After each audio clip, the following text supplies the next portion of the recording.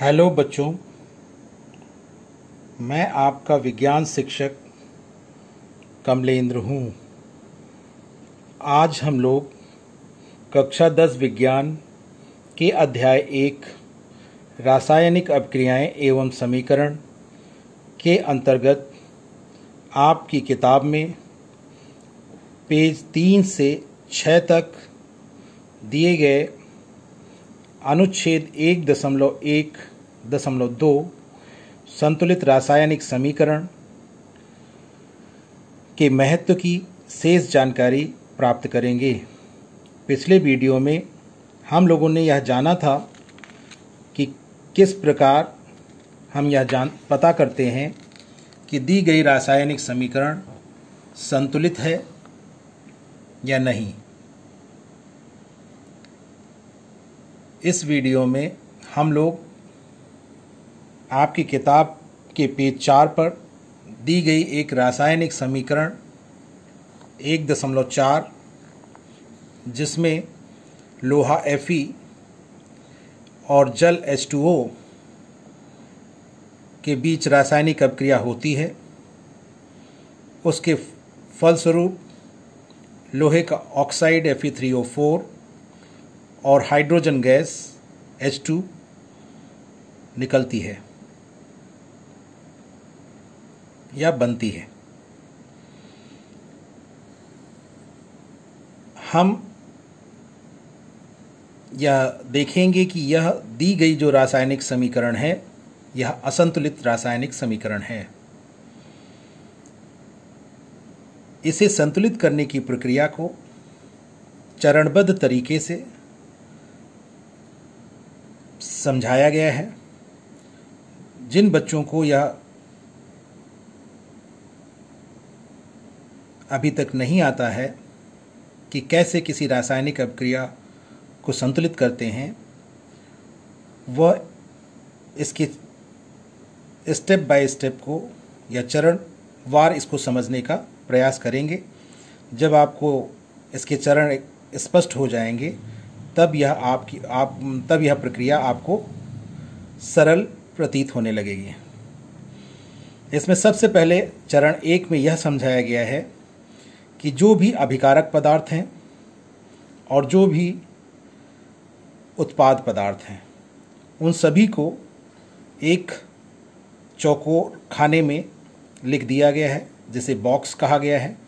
सभी पदार्थों को आप देख रहे हैं एक बॉक्स के अंदर लिखा गया है।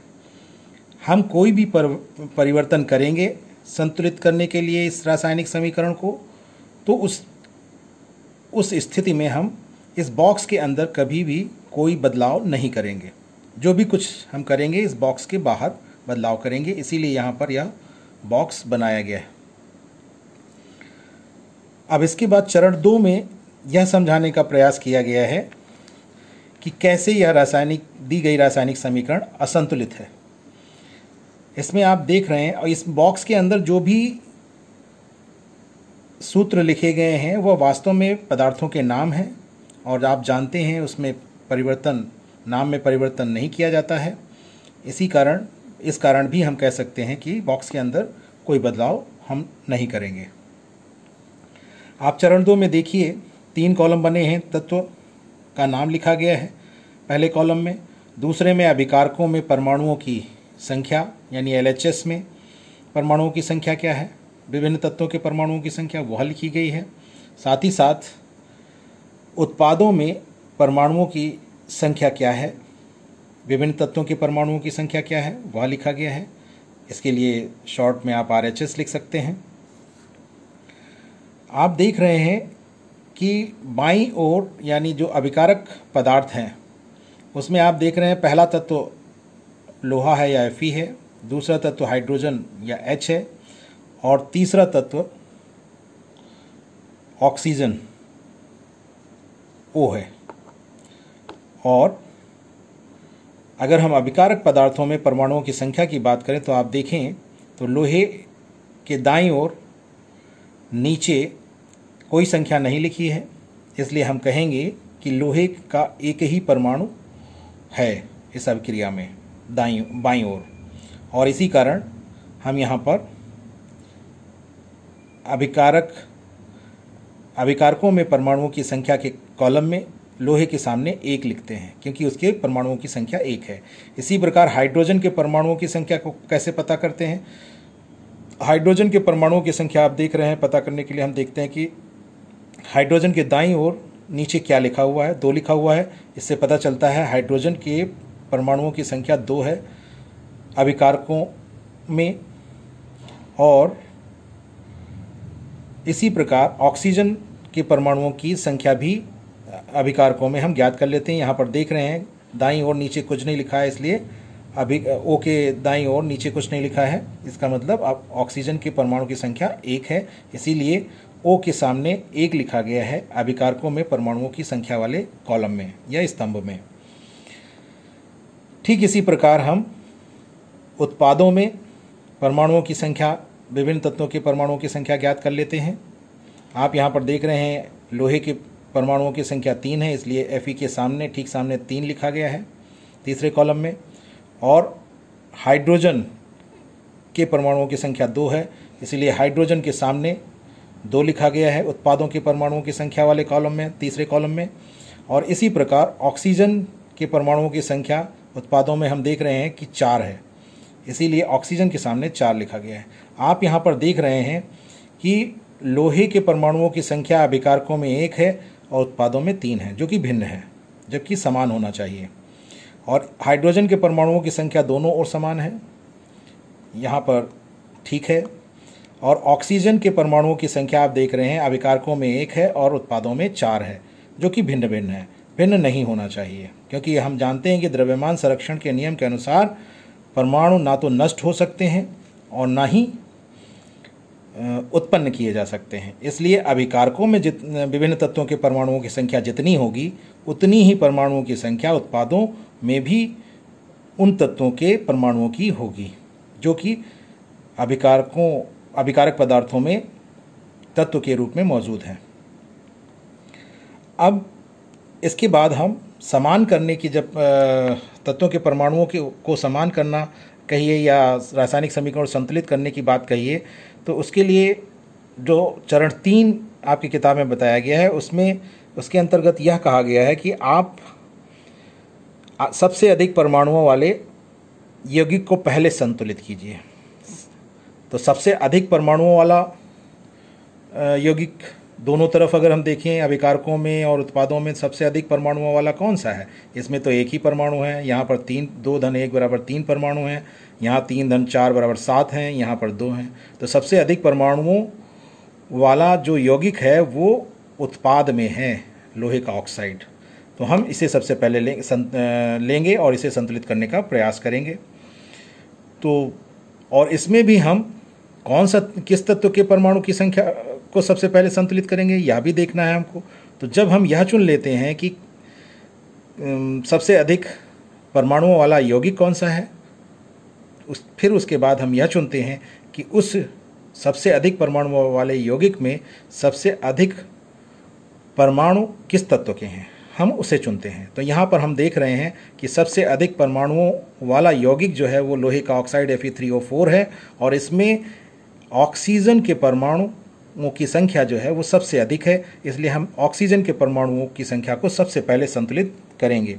और इसके लिए हम देखेंगे कि आपने अभी अभी देखा था चरण 2 में कि ऑक्सीजन के परमाणुओं की संख्या अभिकारकों में 1 थी और उत्पादों में 4 थी। और उसी को दूसरी समीकरण में यहाँ पर लिख करके समझाया गया है कि ऑक्सीजन के परमाणु प्रारंभ में कितने हैं, 1 हैं अभिकारकों में, और उत्पादों में 4 हैं। अगर समान करना है हमको तो हम क्या करेंगे, इस जल के अणु में हम 4 से गुणा करेंगे, और जब 4 से गुणा करेंगे तो ऑक्सीजन के परमाणुओं की संख्या भी 4 हो जाएगी और उत्पादों में भी परमाणुओं की संख्या 4 हो जाएगी। यानी अभिकारकों में भी परमाणुओं की संख्या 4 हो जाएगी और उत्पादों में भी परमाणुओं की संख्या 4 हो जाएगी। और उसे लिखते कैसे हैं वो यहाँ पर देखिए, पेज 5 पर आपकी किताब में है। किताब में साथ साथ देखते जाएं और समझते जाएं। कि जब भी वीडियोस मेरे देखें आप, तो किताब भी साथ साथ देखते जाएं। जिससे समझने में आपको आसानी होगी। अब आप देख रहे होंगे कि ऑक्सीजन के परमाणुओं की संख्या दोनों ओर समान करने के लिए क्या किया गया है, जल के अणु में 4 से गुणा किया गया है। ऐसा करने पर क्या होता है, अब 4 की गुणा इस 2 से भी होगी तो हाइड्रोजन के परमाणुओं की संख्या 8 हो जाएगी अभिकारकों में, और साथ ही साथ 4 की गुणा ऑक्सीजन के एक परमाणु से जब करेंगे तो 4 परमाणु हो जाएंगे ऑक्सीजन के। इस प्रकार 4 लिखने से, शुरू में 4 लिखने का मतलब यही होता है कि 4 अणु हैं यहाँ पर हाइड्रोजन के। 4 जब शुरू में लिख देते हैं एक अणु के शुरू में, तो इसका अर्थ यह होता है कि उसके अणुओं की संख्या कितनी है यह हमको पता चल जाता है। तो यहाँ पर 4 लिखा गया, यानी 4 जल के अणु हैं, और इस प्रकार हाइड्रोजन के 8 अणु हो जाएंगे और ऑक्सीजन के 4 अणु हो जाएंगे। और दाहिनी तरफ ऑक्सीजन के 4 अणु उत्पादों में 4 परमाणु ऑक्सीजन के पहले से ही हैं, और इस प्रकार दोनों ओर ऑक्सीजन के परमाणुओं की संख्या समान हो जाती है। अब जब ऑक्सीजन के परमाणुओं की संख्या समान हो जाती है तब हम देखते हैं, क्या देखते हैं कि लोहा और हाइड्रोजन के परमाणु अब भी असंतुलित हैं, यानी वो संतुलित नहीं है। कैसे, आप देख रहे हैं इस समीकरण 1.6 में, जिसमें हमने केवल ऑक्सीजन के परमाणुओं की संख्या को संतुलित किया है, जिसमें हमने ऑक्सीजन के परमाणुओं की संख्या को केवल संतुलित किया है। आप देख रहे हैं यहाँ पर Fe के परमाणु की संख्या 1 है और बाईं तरफ, और दाहिनी तरफ 3 है Fe के परमाणुओं की संख्या, यानी लोहे के परमाणुओं की संख्या। इस प्रकार लोहे के परमाणुओं की संख्या असंतुलित है। साथ ही साथ हाइड्रोजन के परमाणुओं की संख्या अगर हम देखें तो यहाँ पर बाईं ओर 8 है और दाईं ओर 2 है हाइड्रोजन के परमाणुओं की संख्या। और इससे पहले हम यह देख चुके हैं कि बाईं ओर लोहे के परमाणुओं की संख्या यानी Fe के परमाणुओं की संख्या 1 है और दाईं ओर लोहे के परमाणुओं की संख्या 3 है। इस प्रकार हम देख रहे हैं कि हाइड्रोजन और लोहा दोनों के परमाणुओं की संख्या असंतुलित है, केवल ऑक्सीजन के परमाणुओं की संख्या संतुलित हो पाई है। अब इसे हाइड्रोजन के परमाणुओं की संख्या को संतुलित करने के लिए, क्योंकि अब हमने देखा कि यहाँ पर हाइड्रोजन के परमाणु 8 हो गए, तो अब सबसे अधिक परमाणु वाला जो तत्व हो गया वो हाइड्रोजन हो गया। तो सबसे पहले हाइड्रोजन के परमाणुओं को संतुलित करने की हम लोग यहाँ पर संतुलित करेंगे हाइड्रोजन के परमाणुओं की संख्या को। हाइड्रोजन के परमाणुओं की संख्या को दाईं ओर भी 8 करने के लिए आपको पता है कि हमें 4 से गुणा करना पड़ेगा। उसी बात को सारणी में यहाँ पर समझाया गया है कि प्रारंभ में 8 है अभिकारकों में परमाणुओं की संख्या, जैसा कि आप देख रहे हैं कि 8 4 दूनी 8 है, और यहाँ पर भी आप देखें 4s2o में क्या है, 4 दूनी 8 हाइड्रोजन परमाणु है। हाइड्रोजन के परमाणुओं के लिए सारणी है आपकी, केवल हाइड्रोजन के परमाणुओं के लिए। तो 4s2o में 8 क्या है अभिकारकों में, हाइड्रोजन के परमाणु हैं। साथ ही साथ उत्पाद में अगर हम बात करें तो उत्पाद में आप देख रहे हैं कि H2 है केवल, तो यहाँ पर 2, यहाँ पर समझ सकते हैं कि 2 परमाणु हैं हाइड्रोजन के उत्पाद में। अब इसे अगर 8 करना है तो इसमें 4 से गुणा करना पड़ेगा, यहाँ पर अच्छी तरीके से जानते हैं। इसीलिए हम दाहिनी तरफ हाइड्रोजन के परमाणुओं की संख्या को संतुलित करने के लिए 4 से गुणा करेंगे, और उसे आगे दिखाया गया है समीकरण 1.7 में। देखिए क्या दिखाया गया है, हाइड्रोजन दाईं ओर हाइड्रोजन के अणु में, ये H2 जो लिखा हुआ था वो हाइड्रोजन का अणु था, तो अणु में 4 से गुणा कर दिया गया, यानी अब 4 अणु हो गए। यहाँ पर 4 गुणे 1 अणु बराबर 4 अणु, तो 4 अणु हो गए हाइड्रोजन गैस के। अब हाइड्रोजन गैस के जब 4 अणु हो गए तो उसमें अगर हम परमाणुओं की संख्या देखें तो 8 हो जाएगी, क्योंकि एक अणु में हाइड्रोजन के 2 परमाणु होते हैं। हाइड्रोजन के एक अणु में हाइड्रोजन के 2 परमाणु होते हैं, तो 4 अणुओं में 8 परमाणु हो जाएंगे। और इस प्रकार हम देखेंगे कि बाईं ओर हाइड्रोजन के परमाणुओं की संख्या 4 दूनी 8, हाइड्रोजन के परमाणु की संख्या 8 हो गई, 8 है, और दाईं ओर भी 4 दूनी 8, हाइड्रोजन के परमाणुओं की संख्या 8 हो गई। और इस प्रकार हम अगर देखें तो हम पाएंगे कि ऑक्सीजन के परमाणुओं की संख्या बाईं ओर 4 है और दाईं ओर भी 4 है। हाइड्रोजन के परमाणुओं की संख्या बाईं ओर 8 है और दाईं ओर भी 8 है। तो हमने यह पाया कि हाइड्रोजन और ऑक्सीजन दोनों के परमाणुओं की संख्या समान हो गई है दोनों पक्षों में, समीकरण के दोनों पक्षों में। बस केवल लोहे के परमाणुओं की संख्या अभी भी असंतुलित है। क्यों? क्योंकि बाईं ओर लोहे Fe के परमाणुओं की संख्या 1 है और दाईं ओर लोहे Fe के परमाणुओं की संख्या 3 है, आप देख रहे हैं। अब इसे संतुलित करने के लिए हमें क्या करना होगा? निश्चित रूप से इस बाईं ओर Fe के 7 गुणे में हमको 3 लिखना होगा, जिससे इसके भी 3 परमाणु हो जाएंगे बाईं ओर, और दाईं ओर तो 3 पहले से ही हैं। और यही चीज़ आप चरण 5 में एक सारणी के माध्यम से आपकी किताब में समझाने का प्रयास किया गया है। आप देखें, लोहे आयरन के परमाणु के लिए सारणी है, पहले कॉलम में लिखा है, फिर अभिकारकों में कितने लोहे के परमाणु हैं और फिर उत्पादों में कितने, वो लिखा गया है। तो देखिए, अभिकारकों में Fe है, Fe यहाँ लिखा गया है, इसमें केवल 1 परमाणु है।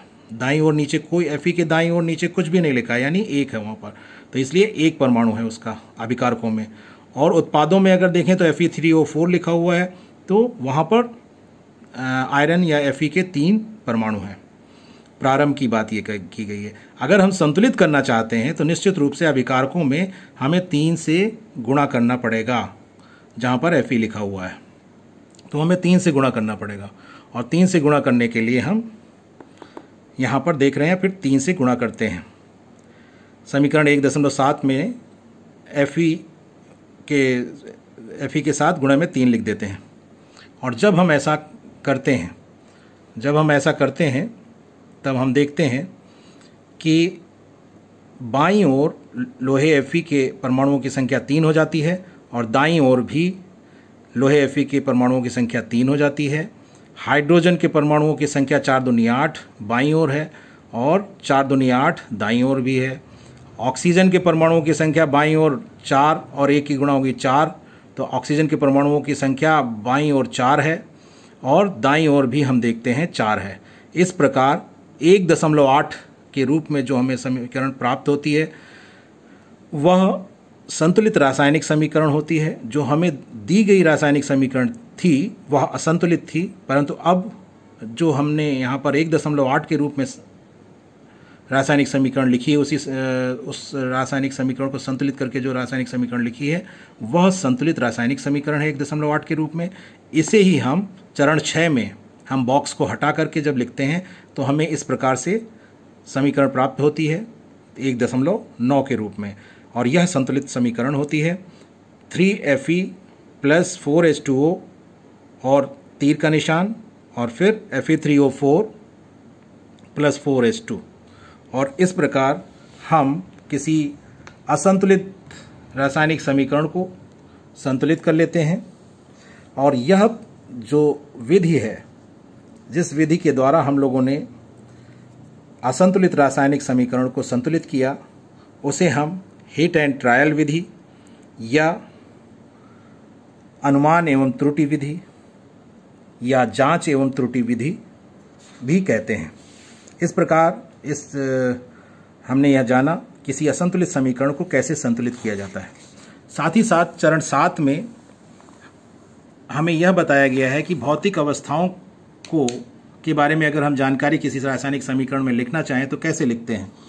अभिकारक पदार्थ जो होते हैं और उत्पाद पदार्थ जो होते हैं, उनकी भौतिक अवस्थाओं को हम संकेत के रूप में कैसे किसी रासायनिक समीकरण में व्यक्त करते हैं, यह आप थोड़ा सा समझ लें। जैसे आप जानते हैं, गैस के लिए अंग्रेजी में गैसीय शब्द प्रयोग होता है, G से शुरू होता है, GAS होता है गैस, तो उसके लिए G संकेत लिया गया है, स्मॉल g संकेत लिया गया है। और द्रव के लिए लिक्विड शब्द का प्रयोग होता है अंग्रेजी में, जो कि L से शुरू होता है, इसीलिए यहाँ पर देखिए ब्रैकेट में L लिख दिया जाता है छोटे अक्षरों में। अंग्रेजी के छोटे अक्षरों में सारे संकेत हैं। L आता है द्रव के लिए, जो कि लिक्विड से आया है। जलीय विलयन होता है कभी कभी पदार्थों का, अर्थात जल में घोल करके वो विलयन प्राप्त किया जाता है।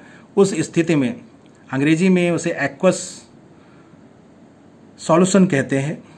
तो एक्वस AQUEOUS होता है, एक्वस। तो एक्वस से AQ लिया गया है, तो वही देखिए स्मॉल में AQ लिखा गया है ब्रैकेट के अंदर। तो एक्वस सॉल्यूशन के लिए AQ, जलीय विलयन के लिए AQ लिखा जाता है। सॉलिड ठोस के लिए अंग्रेजी में शब्द है सॉलिड, और सॉलिड के लिए हम स्मॉल s लेकर संकेत चलते हैं और इसका प्रयोग करते हैं रासायनिक समीकरणों में। और जो अभी अभी हमने 1.9 के रूप में संतुलित रासायनिक समीकरण प्राप्त की थी, उसमें अगर हम उत्पादों और अभिकारकों के रूप में जो पदार्थ हमको मिले थे उनकी अगर भौतिक अवस्थाओं को भी हम व्यक्त करें तो हम देखेंगे कि लोहा जो कि ठोस होता है उसके लिए हम यहाँ पर S संकेत ले सकते हैं। और यहाँ पर जो जल का प्रयोग होता है वह भाप के रूप में होती है, अर्थात गैस के रूप में होती है या वाष्प के रूप में होती है, इसलिए यहाँ पर जी संकेत का प्रयोग करते हैं जल के लिए। अमूमन आप जानते हैं कि जल जो होता है द्रव अवस्था में होता है, लेकिन यहाँ पर इस अभिक्रिया में वह भाप के रूप में लिया जाता है, इसीलिए यहाँ पर स्मॉल g का प्रयोग किया गया है। और लोहे का जो ऑक्साइड होता है वो भी ठोस होता है, इसके लिए स्मॉल s संकेत यहाँ पर लिया गया है। इसी प्रकार हाइड्रोजन गैस के लिए स्मॉल g संकेत लिया गया है क्योंकि वो गैस के रूप में होती है। तो इस प्रकार हम अभिकारक पदार्थों और उत्पाद पदार्थों की भौतिक अवस्थाओं को भी रासायनिक समीकरण में संकेतों के माध्यम से व्यक्त कर सकते हैं, जो कि आप थोड़ा बहुत समझ गए होंगे। इसके अतिरिक्त भी कुछ अन्य सूचनाएं होती हैं जो रासायनिक समीकरण में दर्शाई जाती हैं कभी कभी, जैसे कितना दाब है उसको आप तीर के निशान के ऊपर लिख सकते हैं, कितना ताप है उसको भी आप तीर के नीचे या तीर के ऊपर लिख सकते हैं। इसके साथ ही साथ कुछ पदार्थ ऐसे होते हैं जो रासायनिक अभिक्रिया के दौरान उपस्थित रहते हैं, वो रासायनिक अभिक्रियाओं की गति को धीमा या तेज कर सकते हैं और ऐसे पदार्थ उत्प्रेरक कहलाते हैं। तो उत्प्रेरक पदार्थ जो होते हैं उनकी उपस्थिति को भी लिखा जाता है या दर्शाया जाता है रासायनिक समीकरण में, और वह तीर के ऊपर उन पदार्थों को लिख करके दर्शाया जाता है। जैसे यहाँ पर आप देख रहे हैं प्रकाश संश्लेषण की क्रिया का रासायनिक समीकरण यहाँ पर दिया गया है। इसमें सूर्य के प्रकाश की उपस्थिति आवश्यक होती है और साथ ही साथ क्लोरोफिल की भी उपस्थिति यहाँ पर आवश्यक होती है। तो उसकी उपस्थिति को तीर के ऊपर और नीचे लिखकर रासायनिक अभिक्रिया में दिखाया गया है। इस प्रकार रासायनिक अभिक्रियाओं से संबंधित जो आपके इस अनुच्छेद से संबंधित जो शेष जानकारी थी हम लोगों ने प्राप्त की। इस वीडियो में बस इतना ही, शेष अगले वीडियो में। धन्यवाद।